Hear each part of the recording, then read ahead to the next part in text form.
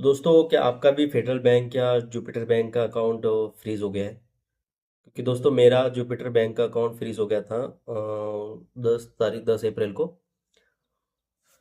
तो किस कारण से हुआ फ्रीज? और अकाउंट अभी तक मेरा अनफ्रीज नहीं हुआ है, अभी भी फ्रीज में ही पड़ा है। तो क्या रीज़न है फ्रीज होने का?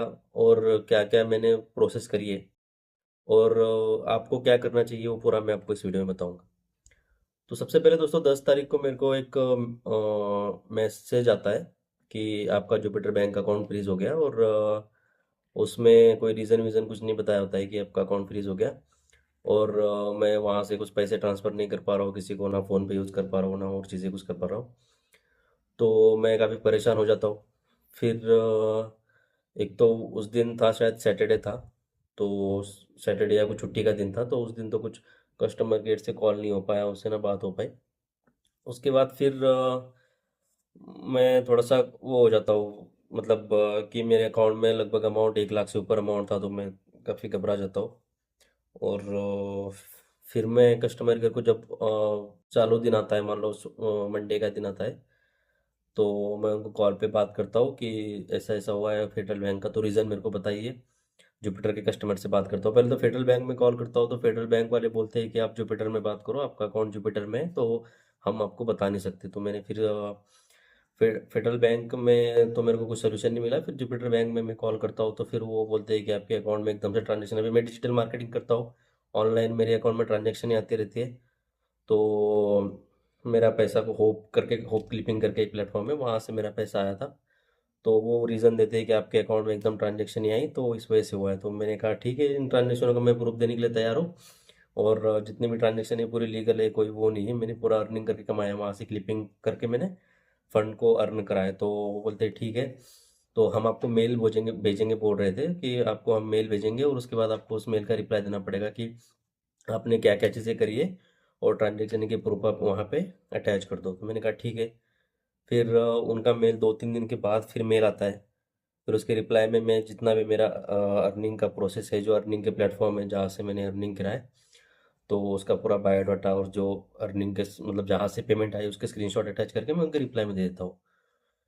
फिर रिप्लाई में मेरे को मांगते हैं वो सीधा 60 डेज़ का टाइम। अभी मैंने उनको पूरा डाटा वाटा भेजने के बाद वो सीधा बोलते हैं कि 60 दिन का कूलिंग पीरियड रहेगा, 60 दिन के बाद 60 दिन तक उसको टाइम लगेगा, और 60 दिन के बाद वो हम देखेंगे। मैं फिर वहाँ पे भी मेरा हो जाता है, क्योंकि मेरा अमाउंट पूरा उसी अकाउंट में पड़ा है। तो फिर मैं सीधा आरबीआई के पोर्टल पे जाता हूँ। आरबीआई का पोर्टल होता है, वहाँ पे आप कंप्लीट कर सकते हो। वहाँ पे ग्रेवेंस में जाता है, मतलब आरबीआई की निगरानी में रहता है, तो वहाँ पे उनको 2 दिन के अंदर रिप्लाई करना होता है। और वहाँ पे उनको पूरा क्लियर बताना पड़ता है कि अकाउंट का किस रीज़न से फ्रीज करा है, क्या करा है, और वहाँ पे क्लियरेंस उसको देना पड़ता है। तो वहाँ पे उनको रिप्लाई देना ही पड़ता है। तो मैं वहाँ पे पर पोर्टल में वहाँ पे रिपोर्ट कर देता हूँ, वहाँ पे जो जो चीज़ें हैं वो पूरी बता देता हूँ। फिर आरबीआई के पोर्टल में, वहाँ पे तो जुपिटर बैंक है नहीं, तो वहाँ पे मेरे को फेडरल फेडरल बैंक ही डालना पड़ा। फिर वहाँ पे मैं फेडरल बैंक डालता हूँ, और चीज़ें सब जो चीज़ें मेरे साथ हुई, जो जो अमाउंट मेरा पड़ा है, तो मैं वहाँ पे पूरा अपलोड कर देता हूँ। उसके बाद फिर वहाँ पे जैसे मतलब मैंने डाल दिया, तो 2-3 दिन के बाद मेरे को रिप्लाई आता है। और रिप्लाई में वो मेरे को ये बोलते हैं, पहले तो उन्होंने ये बोला कि ट्रांजैक्शन की वजह से हुआ है, कि आपके इतने इतने ट्रांजैक्शन आए। मैंने कहा ठीक है, उनके मैंने प्रूफ भेज दिए। फिर दूसरे रिप्लाई में वो बोलते हैं कि जो आपने जो अकाउंट खोला था वो 1 लाख के उसमें खोला था, मान लो स्टूडेंट था मैं तब। उस टाइम तो एक एक साल तो हो गया अकाउंट खोलने को। तो मैंने तब स्टूडेंट करके अकाउंट खोला था, तो मैंने इनकम डाली थी 0 to 1 लाख रुपए। तो फिर वो बोलते हैं कि आपने अकाउंट खोला था, तो वहाँ पे लिखा था कि इनकम लिखी थी आपने 1 लाख, मतलब 1 लाख से कम इनकम है आपकी। तो आपका जो ट्रांजैक्शन है वो 1 लाख से ऊपर हो गया। और 3 मंथ में आपके अकाउंट में काफ़ी ट्रांजैक्शन हुआ, तो उससे हमको थोड़ा सा डाउट है उसमें। तो इस वजह से हम अकाउंट को आपके फ्रीज़ कर दिए, और ये हमारे पॉलिसी के खिलाफ है, तो इस रीज़न की वजह से अकाउंट को फ्रीज़ कर दिए। और दूसरा मैंने कहा ठीक है, अगर वैसा कुछ चीज़ है तो फिर मेरा तो कुछ इलीगल है नहीं, तो मैं अकाउंट क्लोज कर देता हूँ आपके बैंक से, और मेरे को मेरा फंड वापस दे दो। फिर वो बोलते हैं नहीं, आपको कुछ भी करना हो 60 डेज़ का टाइम लगेगा। अभी उन्होंने ये कहा है कि 60 डेज़ का कूलिंग पीरियड रहेगा। अगर इस पीरियड में अगर आपके अकाउंट पे कोई रिपोर्ट आती है या साइबर कंप्लेंट आती है, तो आपके फ़ंड को लॉक कर दिया जाएगा, और फिर अगर नहीं आती तो 60 डेज़ के बाद आपको फ़ंड वहाँ पे अकाउंट, दूसरा बैंक अकाउंट अटैच करके आपको फ़ंड वहाँ पे मिल जाएगा। तो मैंने कहा ठीक है, लेकिन वही है, थोड़ा सा मेरे को ये चीज़ें सही नहीं लगी। मेरे को, मैंने ये भी पूछा कि किस गाइडलाइन के हिसाब से आरबीआई का क्या रूल कहता है, उससे आपने अकाउंट फ्रीज किया रहा। ना कोई रिपोर्ट है, ना मेरे नाम से पहले कोई रिकॉर्ड है कि मैंने किसके साथ ऑनलाइन फ्रॉड किया है, स्कैम करा है या कुछ करा है। और दूसरी चीज़ें, मैंने पूरे जो पैसे कमाए ये पूरे मेरे मेहनत से कमाए, मान लो पूरा अर्निंग अर्निंग से कमाया हुआ है। तो मेल पे भी फिर मैंने वही उनको, आरबीआई में भी वही रिप्लाई देने के बाद मैंने अपील में भी वही लिखा कि मेरे को उसका क्लियरेंस करिए, 60 डेज़ का टाइम क्यों लिया है, ऐसा वैसा चीज़ें। तो वहाँ पे भी उन्होंने घिसे पीटे यही जवाब दिए कि ऐसा है वैसा है, ये वो चीज़ें, 60 डेज़ का टाइम लगता है, ये वो चीज़ें। मेरे को अभी थोड़ा सा डाउट आ रहा है कि 60 डेज़ का टाइम मतलब बहुत ज़्यादा है, और हमने अगर कुछ गलती करी नहीं है तो फिर फालतू में हम क्यों उसकी सज़ा लें। लेकिन अभी बैंकिंग का ऐसा हो गया ना, बैंकिंग सेक्टर का, कि बिना वजह किसी के भी अकाउंट फ्रीज करते रहे और बिना वजह कुछ भी करते रहे ना। आरबीआई का कंट्रोल है। आरबीआई में भी मैंने कॉल करा तो आरबीआई बोलते हैं कि आपको अगर 30 डेज तक बैंक अगर कुछ नहीं करता उसके बाद आप रिपोर्ट कर सकते हैं। तो अभी वहाँ पे भी 30 डेज का वेटिंग पीरियड है।